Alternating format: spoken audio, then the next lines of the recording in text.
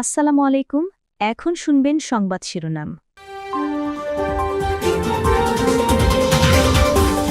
Iran জুড়ে যুক্তরাষ্ট্র ইসরায়েলের তাণ্ডব অব্যাহত। অভিযানের টার্গেট রাষ্ট্রীয় টেলিভিশন, পুলিশ স্টেশন সহ বহু সামরিক স্থাপনা।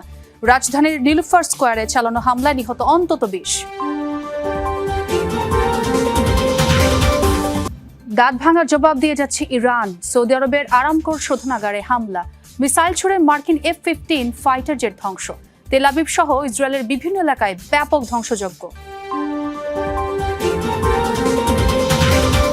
যুক্তরাষ্ট্র ইসরায়েলের যৌথ হামলার জবাব দিতে মাঠে নেমেছে হিজবুল্লাহ। সশস্ত্র গোষ্ঠীটিকে দমনে আগ্রাসী ভূমি ইসরায়েলের। অভিযানে নিহত হয়েছে কমপক্ষে ৩১ জন।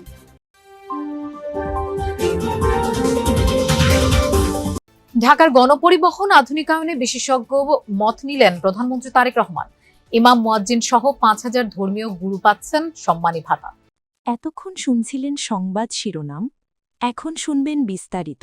ইরান জুড়ে তাণ্ডব চালিয়ে যাচ্ছে যুক্তরাষ্ট্র ইসরায়েল যৌথ বাহিনী। মুহুর্মুহু বিস্ফোরণে কাঁপছে রাজধানী তেহরান। অভিযানের টার্গেট রাষ্ট্রীয় টেলিভিশন, পুলিশ স্টেশন সহ বহু সামরিক স্থাপনা। হামলার শিকার আবাসিক এলাকা, এমনকি হাসপাতালও। রাজধানী নীলুফার স্কয়ারে চালানো হামলায় নিহত হচ্ছে ২০ জনের বেশি। ইরানের সামরিক স্থাপনা লক্ষ্য করে চলছে একের পর এক বিস্ফোরণ। মুহুর্মুহু হামলা আর তীব্র শব্দে কেঁপে উঠছে চারপাশ। রোববার রাতে তেহরানের পূর্বাঞ্চলে চলে ধ্বংসযজ্ঞ। এর আগে সন্ধ্যায় ইরানের রাষ্ট্রীয় টেলিভিশনের কার্যালয় লক্ষ্য করে চালানো হয় ব্যাপক হামলা। ক্ষতিগ্রস্ত হয় ভবনের কিছু অংশ। আকস্মিক বিস্ফোরণে বন্ধ হয়ে যায় IRIB-র সম্প্রচার। টার্গেট করা হয় রাজধানীর আবাসিক এলাকাও। বিমান হামলার টার্গেট হয় গান্ধী হাসপাতাল, যেখানে ছিল অনেক নবজাতক শিশুও। হামলার পর হুড়োহুড়ি করে রোগীদের সরিয়ে নেয় তাদের স্বজন ও স্বাস্থ্যকর্মীরা। হাসপাতালেও হয় ব্যাপক ক্ষয়ক্ষতি। রাতভর হামলা চলে তেহরান ও এর আশেপাশের এলাকায়। এছাড়াও আক্রমণ চালানো হয় ইরানের একাধিক ব্যালিস্টিক ক্ষেপণাস্ত্র ও নৌঘাঁটি লক্ষ্য করে। নৌবাহিনীর সদর দফতর ও একাধিক যুদ্ধজাহাজ ধ্বংসের দাবি ওয়াশিংটনের। মার্কিন সেনাবাহিনী জানায়, শনিবার শুরু হওয়া অভিযানে এখন পর্যন্ত কমপক্ষে ১,০০০ লক্ষ্যবস্তুতে হামলা চালিয়েছে তারা।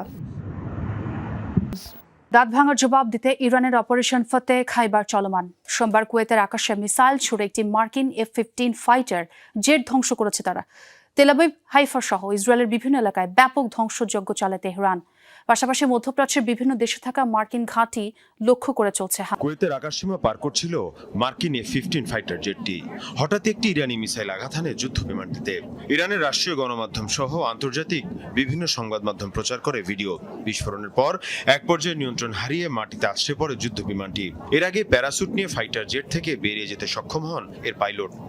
যুক্তরাষ্ট্র ইসরায়েলের হামলার পাল্টা জবাব দিতেই চলছে ইরানের অপারেশন ফতে খাইবার। তেল আবিব সহ ইসরায়েলের কৌশলগত বিভিন্ন এলাকায় ব্যাপক ধ্বংসযজ্ঞ চালিয়েছে ইরান। এখন পর্যন্ত ইসরায়েলি ভূখণ্ড লক্ষ্য করে ২০০-র বেশি মিসাইল ছুড়েছে ইরানি বাহিনী। হাইফা, জেরুজালেম সহ বিভিন্ন এলাকায় দেখা মিলছে এমন ধ্বংসযজ্ঞের। আন্তর্জাতিক বিভিন্ন গণমাধ্যম বলছে, ক্ষয়ক্ষতি আর প্রাণহানির তথ্য গোপনের চেষ্টা করছে নেতানিয়াহু প্রশাসন। তবে ইরান এখন পর্যন্ত সবচেয়ে বেশিবার হামলা চালিয়েছে সংযুক্ত আরব আমিরাতে। দেশটি প্রায় ১৫০ মিসাইল আর ২০০ ড্রোন হামলা চালিয়েছে। মধ্যপ্রাচ্যে ইসরায়েলের অন্যতম ঘনিষ্ঠ মিত্র সবার আগে ইব্রাহিম অ্যাকর্ড স্বাক্ষর করে। অন্যদিকে UAE-র আল ধাফরা এয়ারওয়েজে রয়েছে মার্কিন F-35 যুদ্ধবিমান, যা ইরানের বিরুদ্ধে হামলায় ব্যবহার হয়েছে। ইরানের প্রথম ২ দিনের হামলার লক্ষ্যবস্তু ছিল মধ্যপ্রাচ্যের বিভিন্ন দেশে থাকা রাডার সিস্টেমের মতো মার্কিন সার্ভেইলেন্স ইকুইপমেন্ট, যেগুলোকে যুক্তরাষ্ট্র এবং ইসরায়েলের জন্য আর্লি ওয়ার্নিং সিস্টেম বলা হয়ে থাকে। এই সতর্কতা ব্যবস্থা ধ্বংস করতে পারলে লক্ষ্যবস্তুতে আঘাতের পরিধি বেড়ে যাবে ইরানের। বাহরাইনকে বলা হয় মধ্যপ্রাচ্যে মার্কিন সামরিক শক্তির কেন্দ্র। সেখানে থাকা মার্কিন নেভাল বেজ এবং অন্যতম শক্তিশালী রাডার সিস্টেম ধ্বংস করেছে ইরান। এরই মধ্যে দেশটিকে লক্ষ্য করে ৬০টি মিসাইল আর ৩৪টি ড্রোন ছুড়েছে IRGC। যুদ্ধ ছড়িয়ে পড়েছে লেবাননে। যুক্তরাষ্ট্র ইসরায়েলের যৌথ হামলার জবাব দিতে মাঠে নেমেছে হিজবুল্লাহ। ইসরায়েলকে লক্ষ্য করে ছুটছে একের পর এক মিসাইল। পাল্টা অভিযানে দেরি করেনি তেল আবিবও। হিজবুল্লাহকে দমনে নিয়েছে চরম আগ্রাসী ভূমিকা। লেবাননের দক্ষিণে ভয়াবহ অভিযানে নিহত হয়েছে কমপক্ষে ৩১ জন। অঞ্চলটির অর্ধশতাধিক শহর থেকে বাসিন্দাদের সরে যাওয়ার নির্দেশ দিয়েছে নেতানিয়াহু প্রশাসন। ১৫ মাসের বেশি সময় ধরে ইসরায়েলের সাথে একতরফা যুদ্ধবিরতি মেনে চলেছে হিজবুল্লাহ। খামেনি হত্যার পর চরম ক্ষেপেছে গোষ্ঠীটি। প্রতিশোধের হুমকির একদিনের মাথায় আবারও অস্ত্র তুলে নিয়েছে হিজবুল্লাহ। ইসরায়েলের উত্তরাঞ্চলে একের পর এক রকেট ছুড়েছে গোষ্ঠীটি, হামলা চালিয়ে যাওয়ার হুমকিও দিয়েছে। হামলার শিকার হওয়ার পরপরই লেবাননে পাল্টা অভিযান শুরু করেছে ইসরায়েল। একযোগে হামলা চালিয়েছে হারিস, নাবাতিয়ে, আলফাওকা, মেফদুন শহরে। হিজবুল্লাহর ঘাঁটি লক্ষ্য করে অভিযানের দাবি করলেও বিপুল সংখ্যক বেসামরিক হতাহতের শিকার। দক্ষিণে অর্ধশতাধিক শহর খালি করার নির্দেশ দিয়েছে ইসরায়েলি প্রশাসন। যুদ্ধের শঙ্কায় ঘরবাড়ি ছাড়ছে হাজার হাজার মানুষ। রাজধানী বৈরুত থেকে বের হওয়ার পথগুলোতে দেখা গেছে তীব্র যানজট। ইসরায়েলে হিজবুল্লাহর হামলায় অবশ্য ক্ষুব্ধ লেবানন প্রশাসন। এক বিবৃতিতে প্রেসিডেন্ট জোসেফ আউন বলেন, ভয়াবহ সামরিক সংঘাত থেকে লেবাননকে দূরে রাখার সরকারের যে চেষ্টা তা নষ্ট করছে সশস্ত্র গোষ্ঠীটি। সাধারণ মানুষের উপর হামলায় ইসরায়েলের নিন্দাও জানান তিনি। হিজবুল্লাহর রকেট হামলাকে দায়িত্বজ্ঞানহীন আচরণ বলেছেন প্রধানমন্ত্রী নওয়াফ সালাম। দাবি দেশের নিরাপত্তাকে হুমকির মুখে ফেলেছে এই। লেবাননে সোমবার ভোর থেকে কিন্তু ইসরায়েল এখানে আক্রমণ শুরু করে এবং সেই আক্রমণের তাণ্ডব ছিল, ব্যাপকভাবে তার আক্রমণ চালায় এবং বৈরুতের যে বিমানবন্দর আছে তার আশেপাশে এলাকা দারুণভাবে সেখানে ক্ষতিগ্রস্ত হয়। কিন্তু মূলত এই প্রথমত আক্রমণটি করে হিজবুল্লাহ এবং সেই হিজবুল্লাহ আরব আক্রমণের পরিপ্রেক্ষিতে কিন্তু ইসরায়েল ক্রমাগত আক্রমণ চালায় এবং সেই আক্রমণ এখন পর্যন্ত অব্যাহত রয়েছে এবং সকাল থেকে ইসরায়েলি ড্রোন সমগ্র লেবাননে তারা আকাশে উঠছে। ইতিমধ্যে লেবাননের যেসব সীমান্ত এলাকা আছে, বিশেষ করে দক্ষিণ প্রান্ত থেকে এবং উপশহর দাহি থেকে কিন্তু স্থানীয় বাসিন্দারা তারা ইতিমধ্যে বৈরুতের দিকে আসতে শুরু করেছে এবং বৈরুতের যে স্কুল কলেজগুলো আছে সেগুলিকে লেবানন সরকার ইতিমধ্যে আশ্রয় শিবির হিসেবে ঘোষণা দিয়েছে। তবে দাহিতে গতকাল যে আক্রমণ হয়েছে সেই আক্রমণে কিন্তু এখন পর্যন্ত আমরা কোনো বাংলাদেশের মৃত্যুর বা আহত বা নিহতের সংবাদ এখন আমরা পাই নাই। তবে দাহি অঞ্চলে বা সীমান্ত অঞ্চলে যে সকল বাংলাদেশি রয়েছে তারা ইতিমধ্যে সেসব এলাকা ত্যাগ করে বৈরুতে আসতে শুরু করেছে। ইতিমধ্যে বাংলাদেশ দূতাবাস পরিস্থিতি পর্যবেক্ষণ করছে এবং পরবর্তীতে পরিস্থিতি কোন দিকে যায় সেই দিকে তারা বিশেষ করে বাংলাদেশি কমিউনিটির সাথে তারা যোগাযোগ অব্যাহত রাখছে। তবে এই বর্তমানে যেহেতু হিজবুল্লাহর আক্রমণের পরিপ্রেক্ষিতে যেহেতু ইসরায়েল আক্রমণ করেছে এবং সেই আক্রমণ যদি ব্যাপক হয় তাহলে কিন্তু প্রবাসীরা এখানে যারা আছে তারা কিন্তু অনেকটা ক্ষতিগ্রস্ত হবে। তো আসলে প্রবাসী বাংলাদেশে এই মুহূর্তে তারা আতঙ্কের মধ্যে দিন কাটাচ্ছে এবং তারা আশা করছে হয়তোবা লেবানন সরকার উভয় পক্ষের মধ্যে একটা সমঝোতার মাধ্যমে তারা এই পরিস্থিতিকে নিয়ন্ত্রণে আনতে সক্ষম। সৌদি আরবের রাষ্ট্রীয় জ্বালানি সংস্থা আরামকোয় ভয়াবহ হামলা চালিয়েছে ইরান। সোমবার আরামকোর সবচেয়ে বড় জ্বালানি পরিশোধন কেন্দ্র রাস তানুরায় এই হামলা চালায় ইরান। ড্রোন ও মিসাইল হামলার পর আগুন ধরে যায় পরিশোধন কেন্দ্রটির বিভিন্ন স্থানে। দ্রুতই ছড়িয়ে পড়ে আগুন। টিআরটি সহ আন্তর্জাতিক বেশ কয়েকটি গণমাধ্যমে হামলার ভিডিও প্রকাশ করা হয়। বিশ্বের বৃহত্তম জ্বালানি শোধনাগারগুলোর মধ্যে অন্যতম রাস তানুরা। দৈনিক ৬৫ লাখ ব্যারেল তেল উৎপাদিত হয় এই শোধনাগারে। বিশ্বের মোট জ্বালানির ৭% সরবরাহ করা হয় এই শোধনাগার থেকে।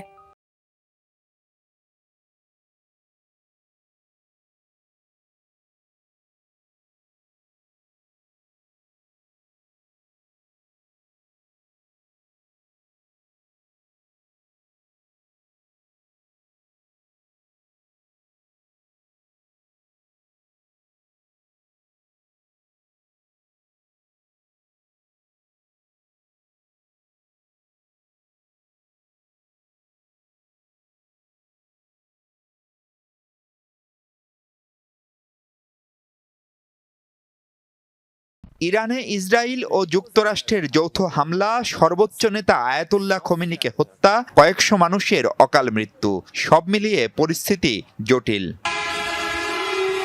এ অবস্থায় উত্তেজনা ছড়িয়ে পড়েছে পুরো মধ্যপ্রাচ্যে। দুবাইয়ের বিমানবন্দরে হামলার পর সোমবার সৌদি আরবের সবচেয়ে বড় তেল শোধনাগারে হামলার ঘটনায় আতঙ্ক বেড়েছে দেশগুলোতে। কেবল সৌদিতে অবস্থান প্রায় ৩০ লাখ বাংলাদেশির। এর বাইরে আরব আমিরাতে লাখ ১০ সহ সব মিলিয়ে মধ্যপ্রাচ্যে অন্তত ৫০ থেকে ৬০ লাখ বাংলাদেশি কর্মরত। সোমবার দুপুর পর্যন্ত প্রাণ গেছে ২ বাংলাদেশির, আহত হয়েছেন কয়েকজন, তবে সবার অবস্থান জানা সম্ভব নয়। এ পরিস্থিতিতে চরম উৎকণ্ঠায় প্রবাসীরা। এরই মধ্যে ঢাকায় থাকা দেশগুলোর দূতাবাস প্রধানদের ডেকে বাংলাদেশিদের নিরাপত্তা জোরদারের তাগিদ দিয়েছে পররাষ্ট্র মন্ত্রণালয়। মধ্যপ্রাচ্যের বাংলাদেশি মিশনগুলোতে চালু হয়েছে হটলাইন। সরকারি এসব চেষ্টার পরও আতঙ্ক কাটছে না প্রবাসী বাংলাদেশিদের। এমন অবস্থায় প্রবাসীদের সর্বোচ্চ সতর্ক থেকে কমিউনিটি ও দূতাবাসের সাথে নিয়মিত যোগাযোগ রাখার পরামর্শ দিয়েছেন বিশেষজ্ঞরা। পাশাপাশি পরিস্থিতি নিয়মিত পর্যালোচনা করে করণীয় ঠিক ও তা বাস্তবায়নে প্রয়োজনীয় প্রস্তুতি রাখতেও পরামর্শ দেওয়া হয়েছে সরকারকে। বিরোধী দল থেকে সংসদের ডেপুটি স্পিকার মনোনীত করার জন্য মৌখিকভাবে প্রস্তাব দিয়েছে সরকার। সচিবালয়ে প্রধানমন্ত্রীর সাথে বৈঠক শেষে এই তথ্য জানিয়েছেন স্বরাষ্ট্রমন্ত্রী সালাউদ্দিন আহমেদ। তিনি বলেন, বিরোধী পক্ষে আপত্তি সত্ত্বেও সাংবিধানিক রীতি অনুযায়ী সংসদের প্রথম অধিবেশনে ভাষণ দেবেন রাষ্ট্রপতি। সংবিধান সংস্কার পরিষদ বিতর্কে স্বরাষ্ট্রমন্ত্রী বলেন, সংবিধানে নেই এমন কিছু করবে না সরকার। জুলাই সনদ বাস্তবায়নকে কেন্দ্র করে অনুষ্ঠিত গণভোটে বিপুল ব্যবধানে হাঁ ভোট জয়ী হওয়ায় দেশের রাজনৈতিক ও সাংবিধানিক কাঠামোয় বড় ধরনের পরিবর্তনের পথ খুলেছে। এবার সেই পরিবর্তনের অংশ হিসেবে সংসদের ডেপুটি স্পিকার হতে যাচ্ছেন বিরোধী দল থেকে। সচিবালয়ে প্রধানমন্ত্রীর সাথে বৈঠক শেষে স্বরাষ্ট্রমন্ত্রী সাংবাদিকদের জানান, এরই মধ্যে প্রধান বিরোধী দল জামায়াত ইসলামীকে ডেপুটি স্পিকারের নাম ঠিক করতে বলা হয়েছে।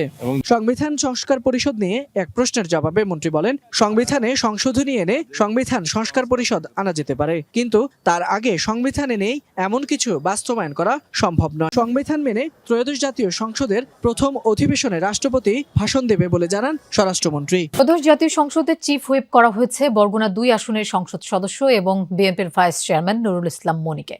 2 মার্চ বাংলাদেশ জাতীয় সংসদ সচিবালয়ের সচিব কানিজ মওলা স্বাক্ষরিত প্রজ্ঞাপনে এই তথ্য জানানো হয়। একই দিন পৃথক আরেক প্রজ্ঞাপনে জাতীয় সংসদের হুইপ হিসেবে নিয়োগ দেওয়া হয়েছে 6 জনকে। তারা হলেন হবিগঞ্জ 3 আসনের সংসদ সদস্য মোহাম্মদ জিকে গৌস, খুলনা 3 আসনের সংসদ সদস্য রকিবুল ইসলাম, শরীয়তপুর 3 আসনের সংসদ সদস্য মিয়া নুরুদ্দিন আহমেদ অপু, নাটোর 2 আসনের সংসদ সদস্য এম রুহুল কুদ্দুস তালুকদার দুলু, দিনাজপুর 4 আসনের সংসদ সদস্য মোহাম্মদ আখতারুজ্জামান মিয়া এবং লক্ষ্মীপুর 4 আসনের সংসদ সদস্য এবিএম আশরাফ উদ্দিন নিজাম। ইসরায়েলি প্রধানমন্ত্রী বেনিয়ামিন নেতানিয়াহুর কার্যালয়ে মিসাইল হামলা চালিয়েছে ইরান। এক বিবৃতিতে এই দাবি করে ইরানের বিপ্লবী গার্ড বাহিনী আইআরজিসি। এই বিবৃতির তথ্য প্রকাশ করে ইরানি গণমাধ্যম ফার্স নিউজ। জানানো হয়, হামলায় খাইবার মিসাইল ব্যবহার করেছে আইআরজিসি বাহিনী। একই সাথে এই হামলায় ইসরায়েলের বিমান বাহিনীর হেডকোয়ার্টারও টার্গেট করা হয়। তবে ইসরায়েলি কর্তৃপক্ষের দাবি, হামলায় কেউ হতাহত হয়নি। হামলার সময় বেনিয়ামিন নেতানিয়াহু সেখানের সিরাজগঞ্জে পুকুর দখলকে কেন্দ্র করে বিএনপির দুপক্ষের সংঘর্ষে 2 জন নিহত হয়েছেন, আহত হয়েছেন অন্তত 10 জন। সকালে রায়গঞ্জ উপজেলায় এই ঘটনা ঘটে। এদিকে মুন্সিগঞ্জে টেন্ডার জমা দেয়া নিয়ে মারামারিতে জড়ায় ক্ষমতাসীন দলের 2 গ্রুপের নেতাকর্মীরা। সাতক্ষীরায় শ্যামনগর উপজেলা প্রেস ক্লাবের সভাপতিকে পিটিয়েছে যুবদল নেতাকর্মীরা।